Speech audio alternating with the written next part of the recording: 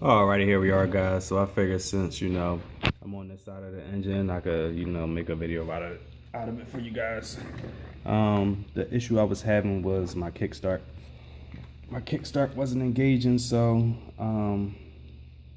popped open the cover and it was just misaligned. I guess from constantly starting, it jumped out of alignment. So how you adjust these is you just pull back on the kickstart so where the tension isn't on this wheel or this gear. Like I said, pull back on the the kickstart to release the tension off of it. When you release the tension, you can pull it out of there and you can adjust it to where it sits in there correctly.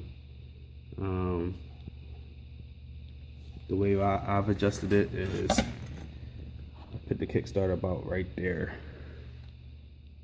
on the little angle, and that let that. I pulled this gear out.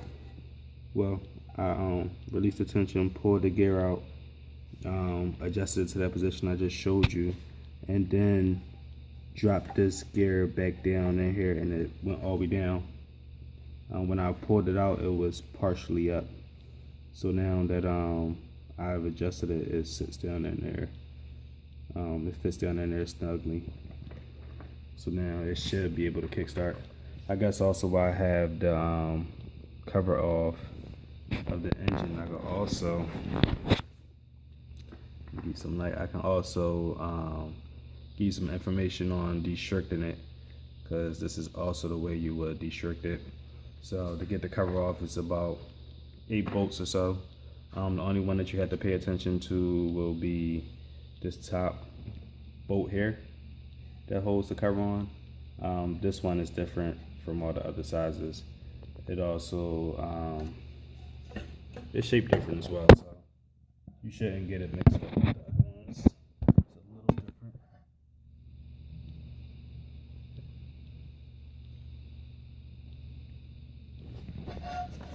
It's a little different. It's a little different from the other ones.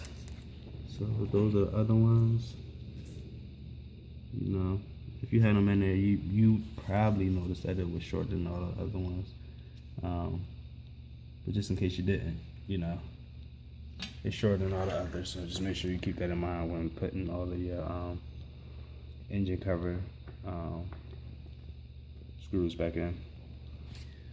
So in order to get to that, this is going to be this is a Kymco, similar for a Yamaha, Hondas, things of that sort.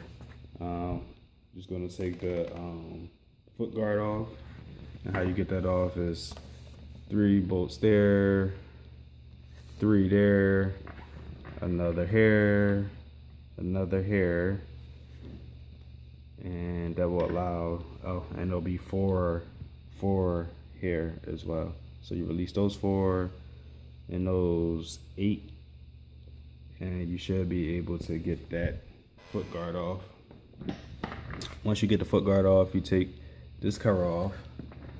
After you take this cover off, you're going to take this wheel off to the torque converter.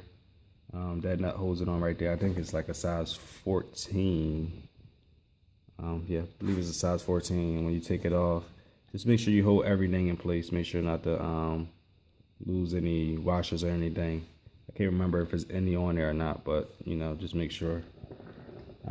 Once you get that off, pull the belt away from the shaft. Once you pull the belt away from the shaft, it'll be a washer under there. I want to say it's like a copper washer or something like that. Just take that washer off and let it ride on the pulley. Sorry, not the pulley, the shaft, and that'll give it more grip. What that washer is pretty much based off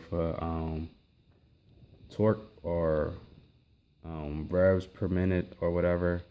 However, when it gets up to a certain RPM, it causes the belt to slip. So it acts as a governor, so all the torque won't be going to the engine.